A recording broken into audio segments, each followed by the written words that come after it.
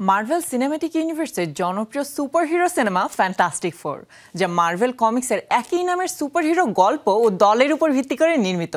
সম্প্রতি প্রকাশ্যে এলো বহুল প্রতীক্ষিত ফ্যান্টাস্টিক ফোর ফার্স্ট স্টেপসের টিজার, যেখানে মার্ভেল সিনেম্যাটিক ইউনিভার্সের কিংবদন্তি সুপারহিরোকে দেখা যাবে ভিন্ন ভিন্ন সুপার পাওয়ারে। Herbie, how's that sauce coming? Yeah, I'll be the judge of that. Okay. Marvel কমিক্সের উপর ভিত্তি করে পর্যন্ত মোট 3টি কিস্তি মুক্তি পেয়েছে ফ্যান্টাস্টিক ফোরের।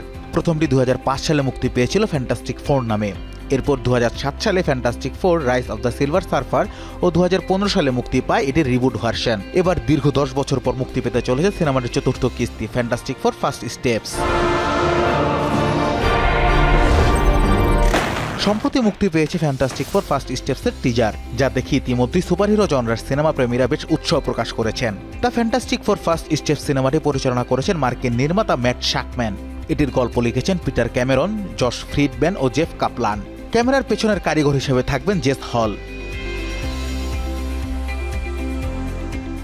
সিনেমাটিতে ভিন্ন ভিন্ন সুপারহিরোর ভূমিকায় দেখা যাবে জনপ্রিয় সব তারকাদের। মিস্টার ফ্যান্টাস্টিক চরিত্রে দেখা যাবে পেড্রো পাস্কেলকে। ইনভিজিবল ওমেনের ভূমিকায় থাকছেন ভ্যানেসা কিরবি। হিউম্যান টর্চ চরিত্রে থাকছেন জোসেফ কুইন ও থিং চরিত্রে অভিনয় করেছেন ইভন মস বাস্টারাজ। এছাড়াও গ্যালাক্টাস চরিত্রে থাকছেন রালফ ইনেসন। সিলভার সার্ফারের ভূমিকায় জুলিয়া গার্নারের মতো তারকারা আছেন অভিনয়ে। টিজারে খলনায়ক গ্যালাক্টাসের পাশাপাশি সব সুপারহিরোকেই দেখা যায় তাদের সুপার পাওয়ার ব্যবহার করতে। টিজার দেখে প্রমাণ পাওয়া যায় মহাকাশকে ভিত্তি করে সাজানো হয়েছে সিনেমার গল্প। টিজারটির শেষে ইনভিজিবল ওমেনের ভূমিকায় থাকা ভ্যানেসা কিরবিকে বলতে শোনা যায়, জীবনে আমাদের যাই হোক না কেন আমরা একটি পরিবার হিসেবে তার মোকাবেলা করব। এই সংলাপ সিনেমাটি নিয়ে দর্শকদের উন্মাদনা আরও বাড়িয়ে দিয়েছে।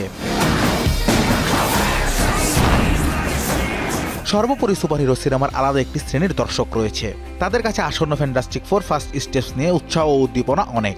সেই সব দর্শকদের কথা মাথায় রেখে চলতি বছরের জুলাইয়ের শেষের দিকে প্রেক্ষাগৃহে মুক্তি দেওয়া হবে সিনেমাটি।